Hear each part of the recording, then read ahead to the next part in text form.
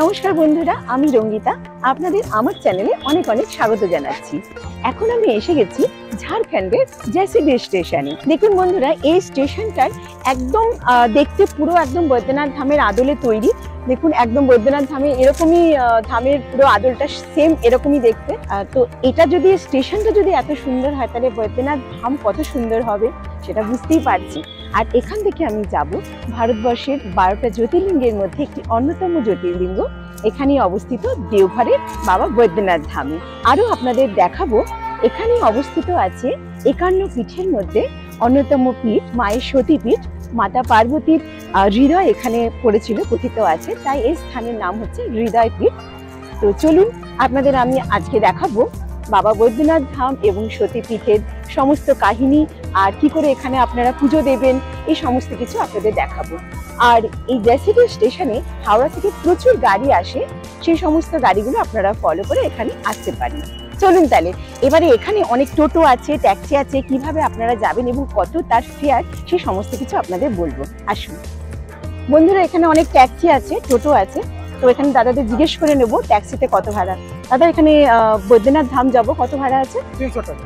300 টাকা। আর টোটোতে কত ভাড়া? 150 টাকা। আচ্ছা, রিজার্ভে গেলে 150 টাকা। আর এমনি পার হেড 20 টাকা। আচ্ছা আচ্ছা, বন্ধুরা শুনে নিলেন, এখানে ট্যাক্সি করে যদি আপনারা যেতে চান তাহলে 300 টাকা লাগবে।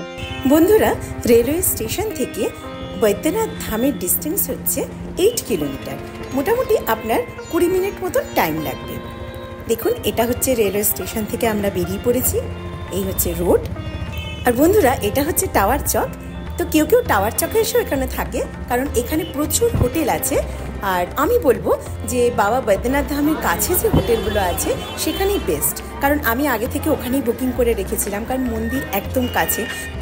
বন্ধুরা, মন্দিরের কাছাকাছি চলে এসেছি। এখানে প্রচুর দোকান আছে, চলুন দোকানগুলো ঘুরে দেখি। বন্ধুরা, এখানে খুব সুন্দর সুন্দর পুজোর সামগ্রী বিক্রি করছে। প্রদীপ আছে দেখুন,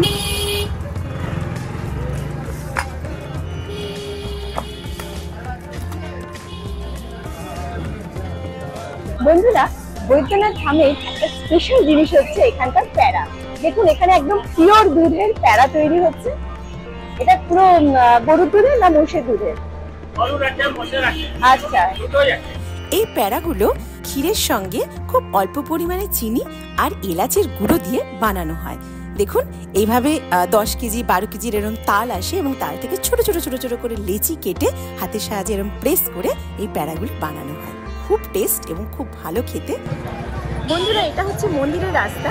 এখান থেকে মন্দির খুব কাছে, আর এখানে প্রচুর হোটেল আছে, খাবার হোটেল আছে, থাকার হোটেল আছে। তো আমার এখানে হোটেল অনেক আগে থেকে বুক করা ছিল। তো আজকে আমি এখানে খেয়ে দিয়ে রাত্রে ডিনার কমপ্লিট করে হোটেলে যাব, তারপরে কালকে সকালবেলায় বাবার কাছে পুজো দিতে আসবো।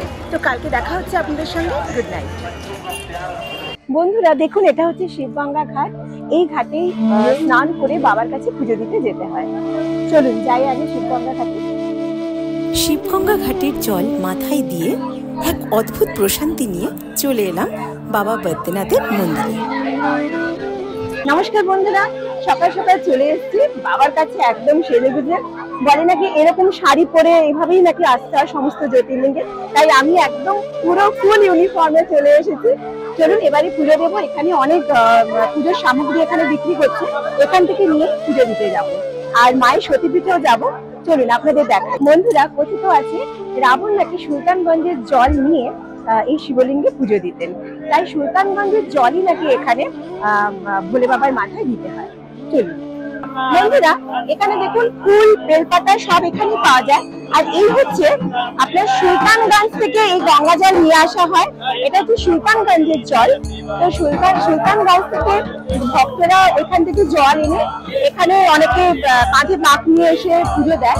আর এমনিতে এরকম ভাবে সিল এখানে পাওয়া যায়, তো এই জলই আপনারা ভোলে বাবার মাথায় দিতে পারেন। বন্ধুরা, একটা ইনফরমেশন আপনাদের দিয়ে দিই।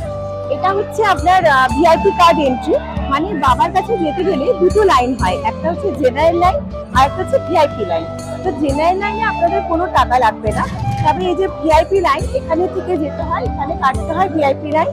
এটা হচ্ছে পার হেড 250 টাকা করে। আর শ্রাবণ মাসে আর শিবরাত্রির দিনে এটা 500 টাকা হয়ে যায়। পার হেড 500 টাকা, দুজনের আপনার শ্রাবণ মাস আর শিবরাত্রির দিনে 1000 টাকা হবে। বাচ্চাদের কোনো চার্জ লাগে না।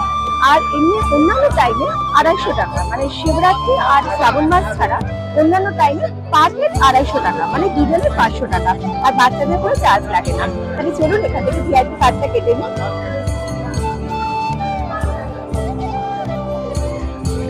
দেখুন, এটা হচ্ছে জেনারেল লাইন, এখানে কোনো টিকিট লাগে না। আর যেটা আপনাদের এর আগে দেখালাম সেটা হচ্ছে ভিআইপি লাইন, আপনাদের দেখালাম যেখানে টিকিট কেটে আসতে হয়। তো এই হচ্ছে জেনারেল লাইন, এখানে প্রচুর ভিড় হয়।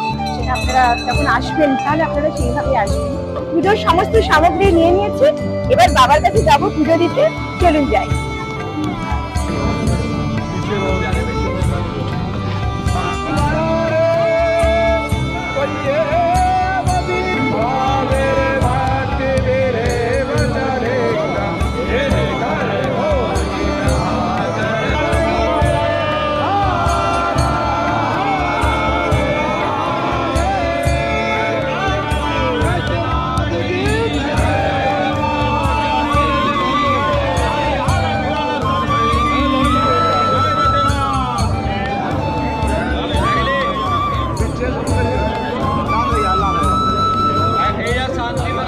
বন্ধুরা, এবার বাবা জ্যোতির্লিঙ্গে পুজো দিয়ে মায়ের কাছে যাব, মায়ের সতীপীঠে পুজো দিতে যাব। একটা নিয়ম আছে, বাবা জ্যোতির্লিঙ্গে যে জলটা আমরা অর্পণ করি সেই জলের অর্ধেক জল এখানে রেখে দিতে হবে, সেই অর্ধেক জলই মায়ের কাছে গিয়ে দিতে হবে। তাহলে চলুন মায়ের সতীপীঠে গিয়ে পুজোটা দিই।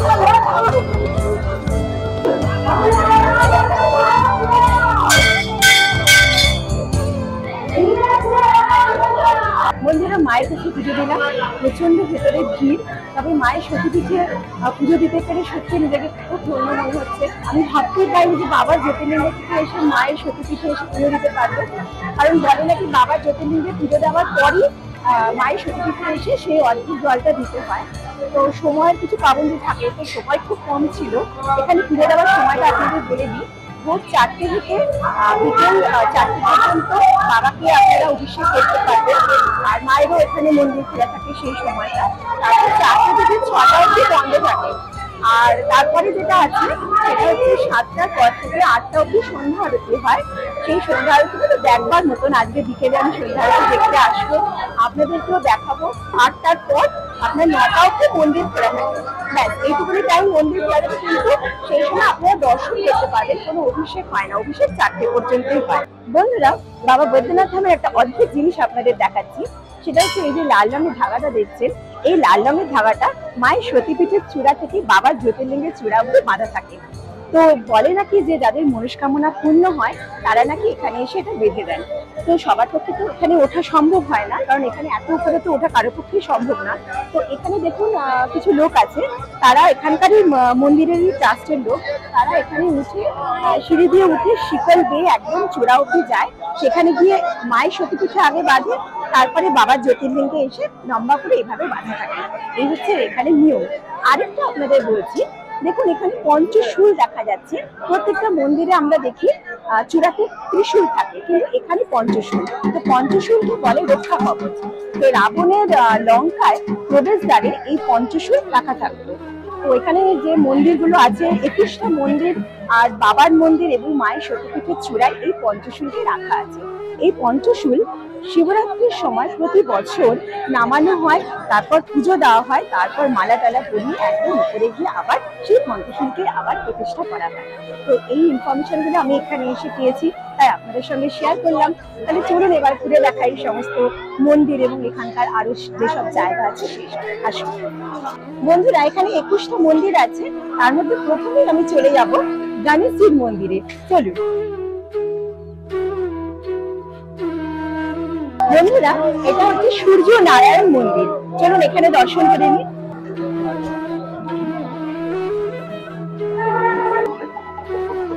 বন্ধুরা, এটা হচ্ছে মাতা সরস্বতী মন্দির, চলুন ভেতরে যাই।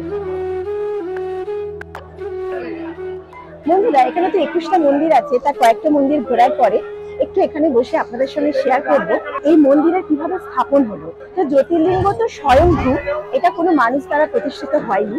তো এই জ্যোতির্লিঙ্গ কিভাবে প্রতিষ্ঠা হয়েছে সেটা হচ্ছে, রাবণ শিবের প্রচন্ড ভক্ত ছিল। তো উনি কৈলাসে তপস্যা করছিলেন, ওনার 10টা মাথার মধ্যে 9টা মাথা শিবের পায়ে দিয়ে দিয়েছিলেন। তো শিব তখন তুষ্ট হয়ে বলেছিলেন তুমি কি বর চাও। তখন রাবণ বলেছিলেন যে আমি আপনাকে কামনালিঙ্গ রূপে আমার লঙ্কায় নিয়ে যাব। তখন শিব তুষ্ট হয়ে বলেছিলেন ঠিক আছে তুমি নিয়ে যাবে, কিন্তু একটা শর্ত আছে। সেই শর্তটা হচ্ছে যদি কোনো সময় রাস্তার পথে যেতে গিয়ে তুমি আমার লিঙ্গকে কোনো জায়গায় নামিয়ে দাও, তাহলে সেখানেই সেটা প্রতিষ্ঠা হয়ে যাবে। ঠিক আছে, রাবণও সেই কথায় রাজি হয়ে গেল। তো তখন শিবলিঙ্গকে নিয়ে উনি লঙ্কার উদ্দেশ্যে যাচ্ছিলেন। এই দেখে, এই শুনে সমস্ত দেব দেবীরা প্রচন্ড ভীত হয়ে যায় যে রাবণ যদি লঙ্কায় শিবলিঙ্গ নিয়ে যায় তাহলে কি হবে। তো বিষ্ণু শরণাপন্ন হন। তখন বিষ্ণু তার নিজের ছলনায় বরুণ দেবকে রাবণের পেটে চলে যেতে বলে। এবার রাবণের পেটে গিয়ে তখন রাবণের লঘু সংখ্যা হয়, রাস্তায় পথে যেতে যেতে লঘু সংখ্যা হয়। তবে এত লঘু সংখ্যা জোরে আসে যে উনি শিবলিঙ্গ ওইভাবে হাতে ধরে রাখতে পারেন না। তখন বিষ্ণু তার নিজের ছলনায় ব্রাহ্মণ বেশে আসে এবং এই বৈদ্যনাথ ধামের পথে যেতে গিয়ে রাবণের যখন খুব লঘু সংখ্যা হয়, তখন উনি সেই ব্রাহ্মণকে দেখে, বিষ্ণুরূপী ব্রাহ্মণকে দেখে উনার হাতে এটা বলে তুমি একটু এটা ধরো, আমি এক্ষুনি আমার লঘু সংখ্যা করে আসছি। তখন উনি ওনার হাতে দিয়ে লঘু সংখ্যা করতে চলে যায়। কিন্তু বরুণদেব পেটে এতই বিষ্ণুদেবের ছলনায় লঘু সংখ্যা বাড়াতেই থাকে, উনি আর ফিরে আসতে পারছিলেন না। এবার বহুক্ষণ সময় হয়ে যাওয়ার পর ব্রাহ্মণ বেশে বিষ্ণুদেব লিঙ্গ এখানেই রেখে চলে যান। তো যেই উনি এখানে রেখে চলে যান, রাবণ এসে দেখে যে আর লিঙ্গ ওঠাতে পারছেন না। তখন ওই লিঙ্গকে উনি চাপ দিয়ে মন্দিরের ভেতরে এরকম ভাবে ঢুকিয়ে দেয়। তাই দেখবেন এখানে মন্দিরের শুধু উপরের পোর্শন, মানে শুধুমাত্র লিঙ্গের উপরের পোর্শনটাই শুধু আছে, পুরোটাই মাটির ভেতরে আছে। তো এইভাবে এখানে প্রতিষ্ঠা হয় এবং রাবণ এসে তারপর এখানে সুলতানগঞ্জ থেকে জল এনে এবং বহুবার এসে এসে এই শিবলিঙ্গকে পুজো দিয়ে যান। কিন্তু রাবণ চলে যাবার পর বৈজু নামে এক ব্রাহ্মণ সেই লিঙ্গটা দেখতে পায়, যেখানে একটা লিঙ্গ পড়ে আছে। সেই দেখার পরে সেই বৈজু ব্রাহ্মণই এই শিবলিঙ্গকে পুজো করছেন, তাই উনার নামে এই লিঙ্গের নাম হয়ে যায় বৈদ্যনাথ ধাম। এবং এটার আরেকটা নাম হচ্ছে, সেটা হচ্ছে কামনা লিঙ্গ। বলে নাকি এই কামনা লিঙ্গে যারাই এসে চা কামনা করবে সবটাই বাবা পূর্ণ করেন, তাই এই লিঙ্গের নাম কামনা লিঙ্গ। তো এই হচ্ছে বৈদ্যনাথ ধামের সৃষ্টির ইতিহাস। আর আরেকটা হচ্ছে আপনার একান্ন পীঠ, এখানে মায়ের হৃদয় পড়েছিল, তাই এই স্থানের নাম হচ্ছে হৃদয় পীঠ এবং জয় মা দুর্গা শক্তিপীঠও বলে। তাই এই হচ্ছে এখানে ইতিহাস, আপনাদের সঙ্গে শেয়ার করলাম। বন্ধুরা, পুজো দিয়ে এতক্ষণে বেরোলাম, প্রচুর ভিড় ভিতরে। বাবার কাছে খুব ভালো করে পুজো দিলাম, মন একদম শান্তিতে ভরে গেল। বন্ধুরা, একটা দারুণ জিনিস এখানে দেখায়। এই যে এটা হচ্ছে ভাং পাতা, মানে এখানে ভাং পাতা বলে, এটা হচ্ছে অ্যাকচুয়ালি আমরা যেটা বলি সিদ্ধির পাতা আর কি। তো এগুলোকে এরম ভাবে গুঁড়ো করা হয়, দেখুন। এবার এইটাকে গুঁড়ো করার পর এই জিনিসগুলো দিয়ে, মানে কাজু, দেখুন এখানে সমস্ত আছে, আমন্ড, কিশমিশ, এইগুলো সমস্ত দিয়ে ভালো করে বেটে, এই দেখুন এটা আপনার দুধের সাথে কলা, দুধ, আবার আরও অনেক কিছু দিয়ে আর কি, নানান রকমের ড্রাই ফ্রুটস, আরও অনেক কিছু ফ্রুটস আপনারা দিতে পারেন, সেগুলো দিয়ে এটা বেটে দারুণ লাগে খেতে। আমি এটা মিশিয়ে শুধুমাত্র শিবরাত্রির দিন শিব পুজো করার পর খাই, আর বছরে কোনো সময় খাই না। মন্দিরে পুজো দেওয়ার পর পেয়ে গেছে দারুণ খিদে, তাই চট করে চলে এসেছি একটা রেস্টুরেন্টে। আসুন মুহূর্তটা আপনাদের সঙ্গে শেয়ার করি। গরম গরম রুটি সব চলে এসছে। এটা হচ্ছে দেখুন আলুর দম, এটা হচ্ছে পনির বাটার মশলা, এটা হচ্ছে ডাল তড়কা, আর বন্ধুরা এইটা হচ্ছে আলু ভাজা। তো আমি দিয়েছিলাম অর্ডার এই কটাই, কিন্তু আলু ভাজাটা অ্যাড করলাম, কারণ আলু ভাজা ছাড়া রুটি খেতে একদমই ভালো লাগে না। তো গরম গরম আলু ভাজা আর এই আচার রুটি দিয়ে খাবো। খাওয়ার আগে আমার পছন্দের জিনিস আলু ভাজা দিয়ে খাবো।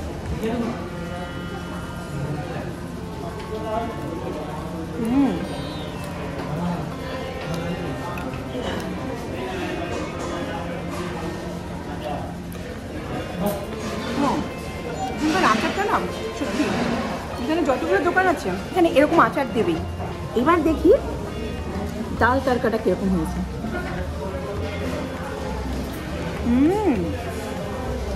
এরপর থেকে ঘি দিয়েছে, তখন লাগছে অসাধারণ, কোনো কথা হবে না।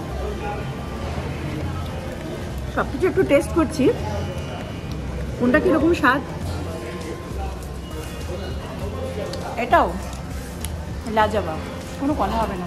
উপর থেকে দেখুন কি সুন্দর ক্রিম দিয়ে দিয়েছে।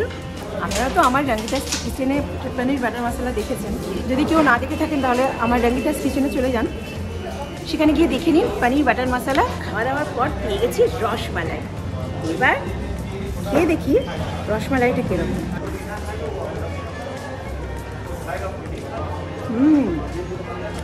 রসমালাইটা কোনো কথা হবে না।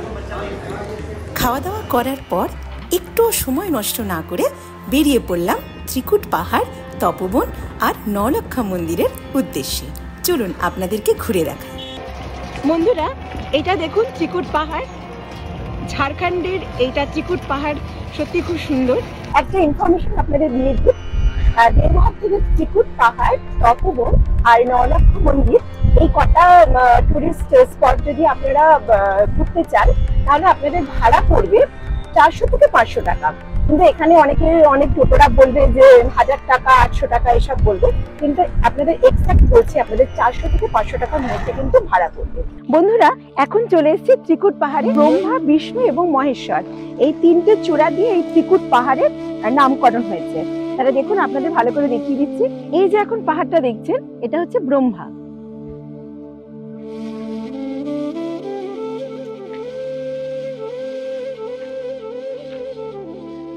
আর এই যে পাহাড়ের শিখরটা দেখছেন, এটা হচ্ছে বিষ্ণু।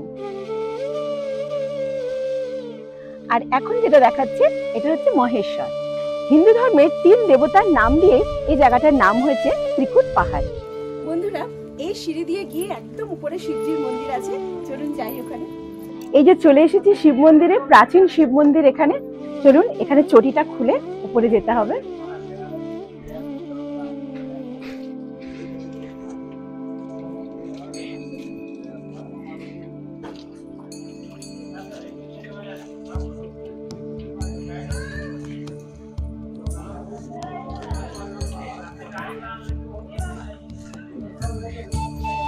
দেখুন বন্ধুরা, এখানে শিবলিঙ্গ। চলুন এবার যাব তপবন। এখানে একটা অদ্ভুত জিনিস দেখাচ্ছি, এখানে প্রচুর বাঁদর আছে, ভীষণ ভালো লাগছে। তবে অনেকেই বলে নাকি বাঁদররা এটা নিয়ে যাচ্ছে, ক্যামেরা নিয়ে যায়, ব্যাগ নিয়ে চলে যায়, কিন্তু এরকম কিচ্ছু না। ওরা খুব শান্ত, খুব কিউট, ভীষণ ভালো। এখানে দেখুন সাক্ষাৎ শিবজি দাঁড়িয়ে আছেন, ঠিক আছে, আপনাদের দেখিয়ে দিলাম। আর পিছনেই তো বাঁদরকে দেখালাম, আর শিবজি এখানে দাঁড়িয়ে আছে, আপনারা দেখুন। আর ওখান থেকে আপনাদেরকে আশীর্বাদ করে দিচ্ছে। ত্রিকুট পাহাড় দেখার পর এখন আমি যাচ্ছি তপবনের উদ্দেশ্যে। এই যে সামনে পাহাড়টা দেখছেন, এটা হচ্ছে তপবন পাহাড়। আমাদেরকে এখানেই উঠতে হবে, চলুন। তপবনের প্রাকৃতিক পরিবেশ দারুণ মনোরম। এই যে আপনারা দেখছেন পাথর খণ্ড বিখণ্ড হয়ে চারিদিকে ছড়িয়ে ছিটিয়ে আছে, এর একটা সুন্দর কাহিনী আছে। সেটা হলো, প্রথমবার যখন রাবণ শিবজিকে লঙ্কায় নিয়ে যেতে অসফল হন, তখন দ্বিতীয়বার এই স্থানে রাবণ শিবকে সন্তুষ্ট করার জন্য পুনরায় তপস্যা করেছিলেন, যাতে তিনি শিবলিঙ্গকে লঙ্কায় নিয়ে যেতে পারেন। এই দেখে সমস্ত দেবদেবীরা ভীত হয়ে যান এবং হনুমানকে রাবণের তপস্যা ভঙ্গ করার জন্য পাঠায়।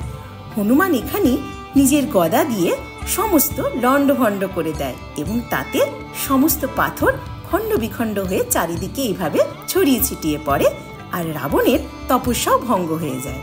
পরবর্তীকালে মাতা সীতা ভারতবর্ষের 4টে যে তপবন আছে সেখানে ঘুরতে বেরিয়েছিলেন, এবং যখন তিনি দেওঘরের তপবনে আসেন তখন এই লণ্ডভণ্ড অবস্থা দেখে হনুমানকে জিজ্ঞেস করেন, এগুলো কি হয়েছে?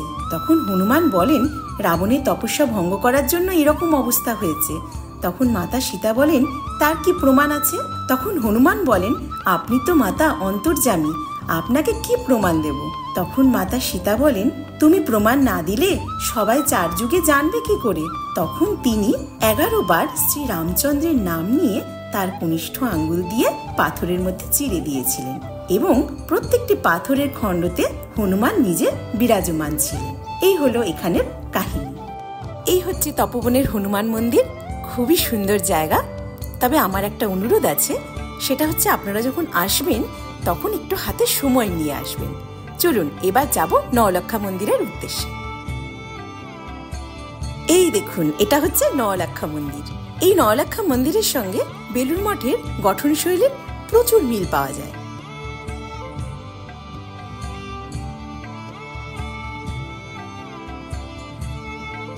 বন্ধুরা, এটা হচ্ছে নওলাখা মন্দির। পাথুরিয়াঘাটার মহারানী চারুশীলা এই মন্দিরটা 9 লক্ষ রৌপ্য মুদ্রা দিয়ে তৈরি করেছিলেন। দেখুন এত সুন্দর।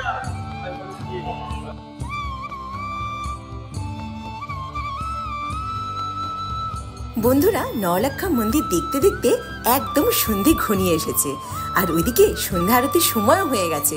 চলুন তাহলে বাবা বৈদ্যনাথ মন্দিরে সন্ধ্যা আরতি দেখতে নিয়ে যাই আপনাদেরকে।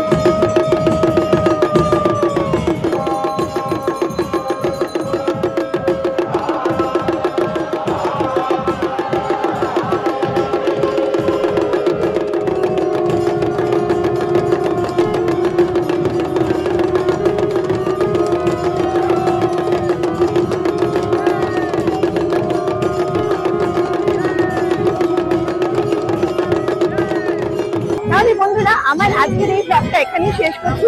কেমন লাগলো আমার এই ব্লগটা অবশ্যই জানাবেন, আর আমার চ্যানেলকে অবশ্যই সাবস্ক্রাইব করে দেবেন।